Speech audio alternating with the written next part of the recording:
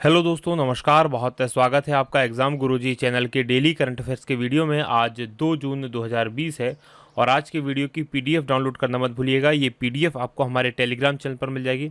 उसके अलावा ये पीडीएफ आपको हमारे एप्लीकेशन पर मिल जाएगी। एप्लीकेशन आप गूगल प्ले स्टोर से डाउनलोड कर सकते हैं, लिंक नीचे डिस्क्रिप्शन में दी गई है।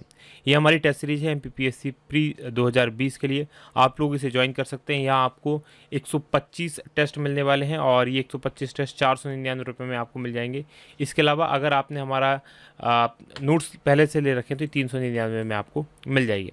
ये हमारे नोट्स और कोर्स हैं एमपीपीएससी 2020 के लिए, इसको आप ज्वाइन कर सकते हैं। आगे बढ़ेंगे, बात करेंगे थॉट ऑफ द डे की। जो आज का हमारा मोटिवेशनल पावरफुल थॉट है कि सीखने की खूबसूरत बात यह होती है कि कोई भी इसे आपसे दूर नहीं कर सकता। तो हमें लाइफ में क्या करना चाहिए? हमेशा सीखते रहना चाहिए। जिस व्यक्ति के पास, अगर किसी के पास कोई संपत्ति हो सकता है वो लुट जाए, उसका रूप है वो ख़त्म हो जाएगा, उसका यौवन है वो ख़त्म हो जाएगा, लेकिन उसके पास जो नॉलेज है वो कभी ख़त्म नहीं होगा। तो हमेशा सीखते रहो। और नॉलेज एक ऐसी चीज़ है, ना तो इसे कोई आपसे छीन सकता है, ना कोई इसे आपसे बटा सकता है, ना कोई इससे आपसे कम कर सकता है। तो हमेशा नॉलेज गेन करते रहो। दुनिया में इसी के दम पर लोगों ने बड़े से बड़े काम किए हैं। इसी थॉट के साथ आगे बढ़ेंगे, बात करेंगे कल के सवाल की। कल मैंने आपसे प्रश्न पूछा था कि किस खेल के दिग्गज खिलाड़ी दलबीर सिंह दोसांझ जिनका निधन हो गया है, और ये हॉकी के खिलाड़ी थे। यानी कि सी ऑप्शन सही है। इस प्रश्न का उत्तर काफ़ी सारे लोगों ने दिया। उनमें से 3 उत्तर जो आपने पसंद किए, पहला उत्तर आंचल पारधी का है, दूसरा उत्तर पीएससी राइटिंग का है और तीसरा उत्तर प्रकाश बिसेन का है। आप तीनों को बधाई। इसी प्रकार से आपका नाम कमेंट यहाँ पर चाहते हैं आप, तो वीडियो को ध्यान से अंत तक देखो और अंत में जो प्रश्न पूछा गया उसका उत्तर कमेंट बॉक्स में जरूर दो। बात होगी क्विक रिवीजन की। कल के पढ़े गए करंट अफेयर के प्रश्नों का। पहला प्रश्न कि सेना के कमांडरों का सम्मेलन कहां आयोजित किया गया? ये नई दिल्ली में हुआ। दूसरा प्रश्न, भारत का पहला राष्ट्रीय एआई पोर्टल किसके द्वारा लॉन्च किया गया है? तो ये रविशंकर प्रसाद के द्वारा। तीसरा प्रश्न, किस देश की निजी कंपनी स्पेसएक्स ने पहली बार मानव को अंतरिक्ष में भेजकर इतिहास रचा है? और ये अमेरिका की कंपनी है। चौथा प्रश्न कि कहाँ चांदी के रंग की साइप्रिनिडे परिवार की छोटी ताजे पानी की मछली की प्रजाति पाई गई है? और ये वेलंकन्नी में पाई गई है। पांचवा प्रश्न, ओला इलेक्ट्रिक ने किस कंपनी का अधिग्रहण किया है? और ये एटर्गो है। वहीं छठवां प्रश्न है कि हाल ही में बॉलीवुड के किस मशहूर संगीतकार का निधन हो गया है? तो इनका नाम वाजिद खान है। सातवां प्रश्न, दुनिया की सबसे कम उम्र की गेम डेवलपर कौन बनी है? और इनका नाम ऐताशा कुमारी है। और आठवां प्रश्न है कि फॉर्ब्स की 2020 के 100 सर्वाधिक कमाई करने वाले खिलाड़ियों की सूची में एकमात्र भारतीय खिलाड़ी कौन है? तो ये जो है विराट कोहली है। ये थे हमारे कल के पढ़े गए करंट अफेयर के प्रश्नों का क्विक रिवीजन। आगे बढ़ेंगे, आज के प्रश्नों की बात करेंगे। और आज के करंट अफेयर का पहला प्रश्न कि प्रधानमंत्री ने योग से संबंधित एक कौन सी प्रतियोगिता लॉन्च की है? और एक प्रतियोगिता प्रधानमंत्री जी के द्वारा लॉन्च की गई है, उस प्रतियोगिता का नाम है माई लाइफ माई योगा। यानी कि बी ऑप्शन प्रश्न का सही उत्तर है। डिटेल देख लीजिए क्या है। तो प्रधानमंत्री नरेंद्र मोदी जी ने वीडियो ब्लॉगिंग प्रतियोगिता माई लाइफ माई योगा इसको लॉन्च किया है। और ये प्रतियोगिता 6वें अंतर्राष्ट्रीय योग दिवस में जो भाग लेने वाले लोगों को प्रेरित करने के लिए शुरू की गई है, ताकि 21 जून को जो 6वां अंतर्राष्ट्रीय योग दिवस मनाया जाएगा उसमें ज़्यादा से ज़्यादा लोग पार्टिसिपेट कर पाएँ। इसमें क्या कर पाएंगे प्रतिभागी? उनको आसान क्रिया, बंध, प्राणायाम, मुद्रा, जो योग की अलग अलग विधाएं होती हैं, अलग अलग प्रैक्टिसेस होती हैं, योगिक अभ्यास होते हैं, इन पर 3 मिनट का अपना एक वीडियो अपलोड करना होगा। और इसमें जो विजेता होगा उनको 1,50,000 और 20,000 रुपये के इनाम की भी व्यवस्था की गई है सरकार की तरफ से। आगे बढ़ेंगे, बात करेंगे दूसरे प्रश्न की कि विश्व दुग्ध दिवस कब मनाया जाता है? तो वर्ल्ड मिल्क डे ये जो मनाया जाता है 1 जून को। यानी कि ए ऑप्शन प्रश्न का सही उत्तर है। डिटेल देख लीजिए क्या है। तो हर साल 1 जून को विश्व दुग्ध दिवस के रूप में मनाया जाता है और उसका उद्देश्य लोगों को पोषण, पहुंच और सामर्थ्य सहित स्वास्थ्य के संबंध में डेयरी जो प्रोडक्ट्स हैं उनके लाभों के बारे में बताना है। और 2020 के अगर हम दुग्ध दिवस की बात करें तो इस बार की जो थीम रखी गई है, ये जो है 2020 का विषय 20th anniversary of world milk day, यानी कि विश्व दुग्ध दिवस की 20वीं वर्षगांठ इस बार का विषय है, क्योंकि 20 वर्ष हम हो जाएंगे वर्ल्ड मिल्क डे को मनाते हुए। अच्छा, भारत में जब भी आप दुग्ध दिवस की बात करें, भारत में एक श्वेत क्रांति हुई थी जहां दूध का प्रोडक्शन बढ़ा था, तो उसकी हम बात करें तो एक नाम जरूर याद रखिएगा, डॉक्टर वर्गीस कुरियन का। राइट, तो श्वेत क्रांति के जनक आपसे भारत में पूछे जा सकते हैं, तो ये डॉक्टर वर्गीस कुरियन है। आगे बढ़ेंगे, बात तीसरे प्रश्न की होगी कि किसके द्वारा युवाओं के लिए रिस्पॉन्सिबल एआई फॉर यूथ नाम का एक राष्ट्रीय कार्यक्रम लॉन्च किया गया है?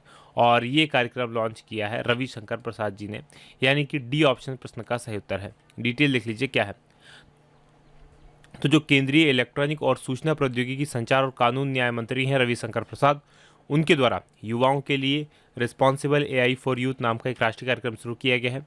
और इस कार्यक्रम के अंदर होगा क्या कि युवाओं को जो नई तकनीकें हैं, नई एज की जो तकनीक है, तो उस अपना युवाओं का माइंडसेट माइंडसेट को तैयार करने के लिए, नए तकनीक के हिसाब से खुद को ढालने के लिए ये जो कार्यक्रम शुरू किया गया है। और इसमें सरकारी स्कूलों के छात्रों को भी एक समावेशी तरीके से कुशल कार्यबल का हिस्सा, यानी कि एक उनको स्किल्ड बनाया जाएगा, ताकि वो वर्क फोर्स के रूप में हम उसको यूज़ कर सकें।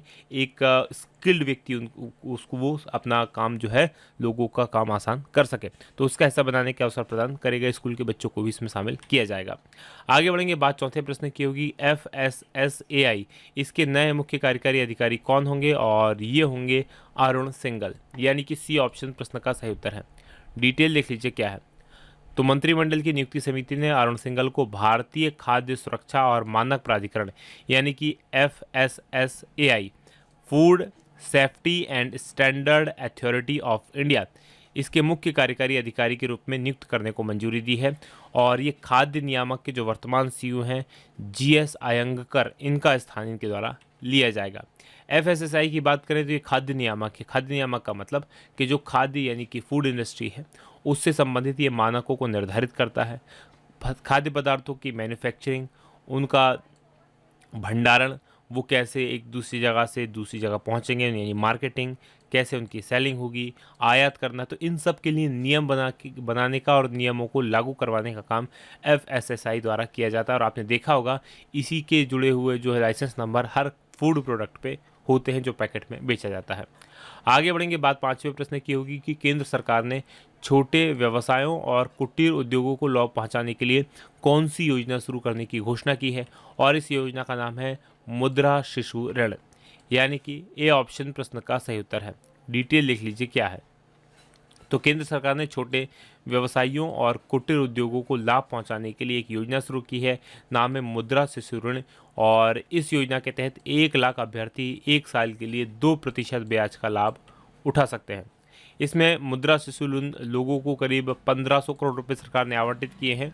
इन 1500 करोड़ रुपए का जो यूज़ किया जाएगा वो इस योजना के तहत लोन देने के लिए किया जाएगा।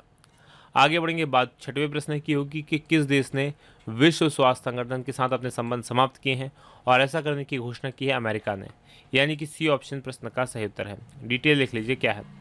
तो जो संयुक्त राज्य अमेरिका है, जो ट्रम्प चचा वाला अमेरिका है, उसने विश्व स्वास्थ्य संगठन के साथ अपने संबंधों को आधिकारिक रूप से समाप्त कर दिया है। और राष्ट्रपति डोनाल्ड ट्रंप ने दुनिया भर में कोविड-19 महामारी के कारण जो मौतें हुई हैं और विनाश सब के लिए WHO और चाइना को जिम्मेदार माना है। उनका कहना है कि चाइना ने और WHO ने मिलकर चीज़ों को छुपाया है, और इसीलिए वो जो है ये जो WHO है इसका राशि देना बंद कर रहा है, क्योंकि बहुत बड़ी राशि अमेरिका के द्वारा WHO को दी जाती थी। अमेरिका अब जो राशि WHO को देता था उनको उन दूसरे लोगों के लिए पुनर्निर्देशित करेगा, यानी उन लोगों को यह पैसा देगा जो तत्काल वैश्विक सार्वजनिक स्वास्थ्य जरूरतों के योग्य है, यानी कि दूसरी किसी संस्था को यह राशि देने की बात अमेरिका कर रहा है। बात विश्व स्वास्थ्य संगठन यानी WHO की करें तो 7 अप्रैल 1948 को स्थापना हुई थी, जिसका मुख्यालय जेनेवा स्विट्जरलैंड में है। अब अमेरिका की बात करें तो यहाँ की राजधानी वाशिंगटन DC है, राष्ट्रपति डोनाल्ड ट्रंप है और अमेरिकी डॉलर यहाँ की मुद्रा है। मैप में मैं आपको अब अमेरिका लिए चलता हूँ। तो जैसा कि आप स्क्रीन पर देख पा रहे हैं, हमारा भारत, और हमारे भारत से अगर आपको अमेरिका जाना है तो मूव करना पड़ेगा आपको भारत के जस्ट पीछे की तरफ से, क्योंकि ये भारत है और ये उत्तरी अमेरिका में ये जो देश आपको दिखाई दे रहा है ये अमेरिका है, राइट। अमेरिका देखेंगे, इसकी राजधानी पहले मैं आपको बताता हूँ। ये जो वाशिंगटन DC यहाँ पर देख पा रहे होंगे ये इसकी राजधानी है, ये आपको याद रखना। और इसी का एक राज्य अमेरिका का ही यहाँ पर है जिसको अलास्का के नाम से जाना जाता है। और अमेरिका की सीमा ऊपर कनाडा के साथ में लगती है और नीचे जो है वो मैक्सिको के साथ में लगती है। इधर क्या है तो इधर अटलांटिक सागर है और इधर पैसिफिक ओशियन है।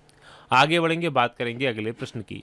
अगला प्रश्न आपके सामने 7वां है कि कोविड-19 मरीजों के लिए 1 लाख बिस्तर तैयार करने वाला भारत का पहला राज्य कौन सा है? और ऐसा करने वाला भारत का पहला राज्य है उत्तर प्रदेश, यानी कि बी ऑप्शन सही उत्तर है। डिटेल देख लीजिए क्या है। तो उत्तर प्रदेश कोविड-19 मरीजों के लिए करीब 1 लाख बिस्तर तैयार करने वाला भारत का पहला राज्य बन गया है। और इसमें 75 जिलों में प्रत्येक में संबंधित सुविधाओं से मरीजों को समर्पित बिस्तर हैं, यानी कि जो कोविड-19 के मरीजों को जिस प्रकार के बिस्तर की आवश्यकता पड़ती है उस प्रकार के बिस्तर हैं। अस्पतालों में बिस्तर को 3 श्रेणियों में बांटा गया है, वर्ग स्तर 1, स्तर 2 और स्तर 3। 1-2 हल्के लक्षणों वाले जो मरीज हैं उनके लिए है, और 3 टाइप के जो बिस्तर हैं वो गंभीर संक्रमण वाले लोगों के लिए हैं। बात उत्तर प्रदेश की करेंगे। यहाँ की राजधानी लखनऊ है, मुख्यमंत्री योगी आदित्यनाथ हैं और राज्यपाल आनंदीबेन पटेल हैं। आगे बढ़ेंगे, आज 8वें प्रश्न की बात करेंगे कि रेहड़ी पटरी विक्रेताओं को ऋण सुविधा उपलब्ध कराने के लिए कौन सी योजना शुरू की गई है, और इस योजना का नाम है पीएम स्वनिधि योजना, यानी कि डी ऑप्शन प्रश्न का सही उत्तर है। डिटेल देख लीजिए क्या है। तो केंद्र सरकार ने प्रधानमंत्री स्ट्रीट वेंडर्स आत्मनिर्भर निधि यानी कि पीएम स्वनिधि योजना शुरू की है, और इस योजना के तहत रेहड़ी पटरी विक्रेता जो है उनको विशेष रूप से सूक्ष्म ऋण सुविधा उपलब्ध कराई जाएगी, यानी बहुत कम जो है ऋण इनको उपलब्ध कराया जाएगा और इसमें काफ़ी सहूलियतें इनको होंगी। इस योजना के तहत जो शहरी इलाके हैं उसमें 50 लाख से अधिक कारोबारियों को लाभ पहुंचाने का लक्ष्य रखा गया है, और साल 24 मार्च से इसको यही कार्य करते थे, यानी कि इस साल 2020 में 24 मार्च से पहले जो ऐसे यही काम करते थे उन लोगों को इस योजना का लाभ मिलेगा। ये तो था आज का हमारा करंट अफेयर का वीडियो। अब बात करेंगे आज के सवाल की। आज का सवाल है कि रेलवे का कितने हॉर्स पावर वाला अपना पहला इंजन WAG-12 इसका परिचालन शुरू किया है। तो कमेंट करके बताइएगा कि इसकी क्षमता कितने हॉर्स पावर की है। ये वीडियो आपको कैसा लगा ये बताना मत भूलिएगा। आज की बात यहीं समाप्त होगी। आप लोगों का बहुत बहुत धन्यवाद। जय हिंद, जय भारत।